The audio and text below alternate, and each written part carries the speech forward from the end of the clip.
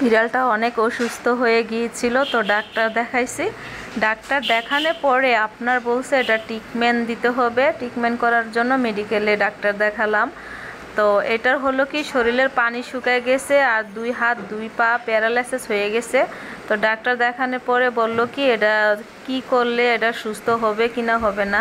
তো ডাক্তার দেখালাম যখন, তখন ডাক্তার বলছে ইনশাল্লাহ উপরে আল্লাহ ভালো করার মালিক, আল্লাহর উপর ভরসা রাখেন, উসিলা হইলো আমি, আল্লাহ ভালো করে দিবে। একটা বোবা পানি এত কষ্ট পাইতেছে, আল্লাহ কি এটা দেখতেছে না? আল্লাহকে ডাকেন, আল্লাহ ঠিক করে দিবে। তো নিয়ে আসলাম, নিয়ে আসার পরে মেডিকেলে যখন ট্রিটমেন্ট শুরু করলো, ওনাকে বলছে 60টা রকমের স্যালাইনের ইঞ্জেকশন, আপনার 60 রকমের ওষুধ মিশিয়ে আপনার স্যালাইনটা দিতে হবে। 7 দিন ট্রিটমেন্টটা চললে আল্লাহর রহমতে আগের মতো হাঁটতে চলতে পারবে, কথা বলতে পারবে।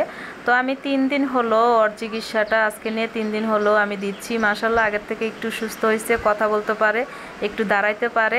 আর 4 দিন দিলে মাশাল্লাহ মনে হয় আল্লাহ পাক ওকে পুরাপুরি আগের মতো সুস্থ করে দিবে, হাঁটতেও পারবে। আর আগে তো খেতে পারতো না নিজে নিজে, এখন নিজে নিজে খেতে পারে, ধরতে পারে। তারপর আপনার একটু একটু আজকে দেখি সকালে উঠে নিজে নিজে খেলাচ্ছে, দোনোটা হাত একটু লড়াইতে পারতেছে, খেলাতে পারতেছে নিজে নিজে, আবার পটির মধ্যে ধরে পটি করতে পারতেছে। তো আগে 3 দিনের ট্রিটমেন্টে যদি এতটুকু হয়, তাহলে আর 4 দিন ট্রিটমেন্ট দিলেও তো আমার মনে হয় আল্লাহর রহমতে একদম আগের মতো ফুল সুস্থ হয়ে যাবে। তো আপনারা সবাই দোয়া করবেন।